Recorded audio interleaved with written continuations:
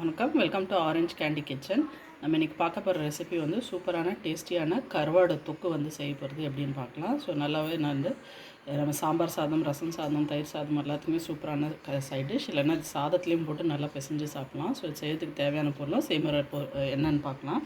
இதுக்கு வந்து நான் வந்து 2 கைப்பிடி அளவுக்கு வந்து நெத்திலி கருவாடு எடுத்திருக்கேன். ஸோ இதோட தலையை கிள்ளிட்டு வாலை கட் பண்ணி வச்சுருக்கேன். ஸோ இது வந்து ஃபஸ்ட்டு வாஷ் பண்ணணும். ஸோ இது வந்து நம்ம கொஞ்சம் தண்ணி சேர்த்துட்டு நல்லா வந்து ஊற விடலாம்.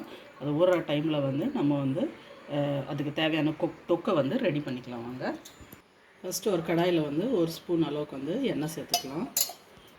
எண்ணெய் வந்து நல்லா சூடாக இருந்தால் அதில் வந்து 1/2 ஸ்பூன் அளவுக்கு வந்து கடுகு சேர்த்துக்கலாம். கடுகு வந்து நல்லா பொரியட்டும். கடுகு வந்து நல்லா பொரிஞ்சதுக்கப்புறமா இதுக்கு தேவையான இன்க்ரீடியன்ஸ்லாம் வந்து ஆட் பண்ணிக்கலாம்.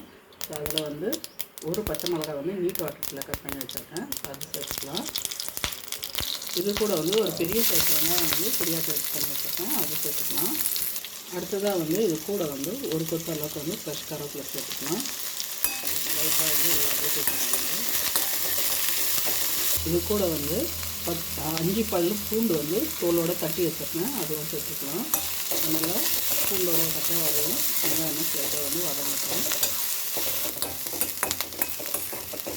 வெங்காயம் வந்து இது மாதிரி பிங்க் ஆனதுக்கப்புறமா நம்ம வந்து இதில் தக்காளி சேர்த்துக்கலாம். ஸோ இதுக்கு வந்து ஒரு பெரிய சைஸ் தக்காளி வந்து பொடியாக கட் பண்ணி வச்சுருக்கேன். அதை சேர்த்துக்கலாம்.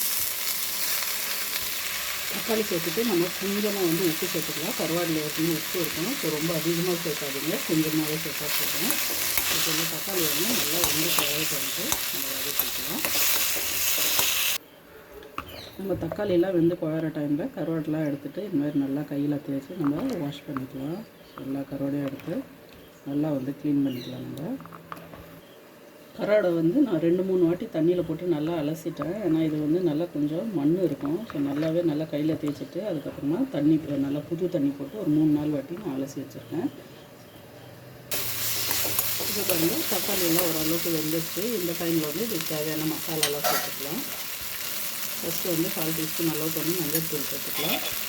அடுத்ததாக வந்து 1.5 டேபிள் ஸ்பூன் அளவுக்கு வந்து குழம்பு மிளகாத்தூள் சேர்த்துக்கலாம். குழம்பு மிளகாத்தூள் இல்லைன்னா வெறும் மிளகாத்தூளும் மல்லித்தூளும் இன்னும் தனியாக சேர்த்துக்கோங்க.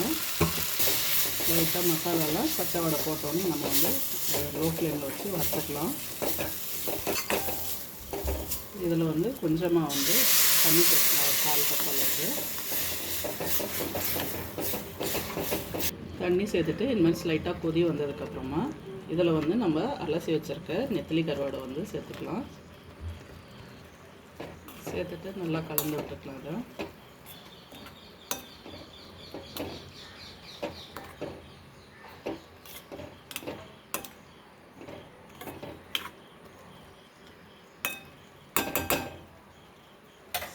இப்போ வந்து ஃப்ளேம் வந்து சிம் பண்ணிக்கோங்க. சிம் பண்ணிவிட்டு ஒரு மூடி போட்டுட்டு நம்ம வந்து ஒரு 5 மினிட்ஸ் போல் வேக வச்சிடலாம் சிம்லேயே.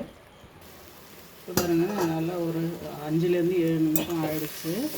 ஸோ நம்ம கருவாடை வந்து நல்லா சூப்பராக வந்து வெந்துருச்சு. ரொம்ப டைம் ஆகாது, ஒரு மேக்ஸிமம் ஒரு 10 மினிட்ஸ் தான். அதுக்கு நல்லா டைம் ஆகாது.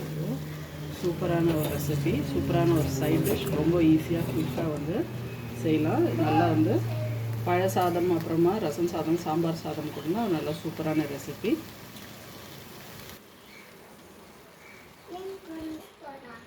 இப்போ பாருங்கள், சூப்பரான டேஸ்டியான நல்லா வந்து காரசாரமான நெத்திலி தொக்கு வந்து ரெடி ஆகிடுச்சு. கண்டிப்பாக இந்த வீடியோ உங்களுக்கு பிடிச்சிருக்கோன்னு நினைக்கிறேன். இந்த வீடியோ உங்களுக்கு பிடிச்சிருந்தா லைக் பண்ணுங்கள், ஷேர் பண்ணுங்கள்.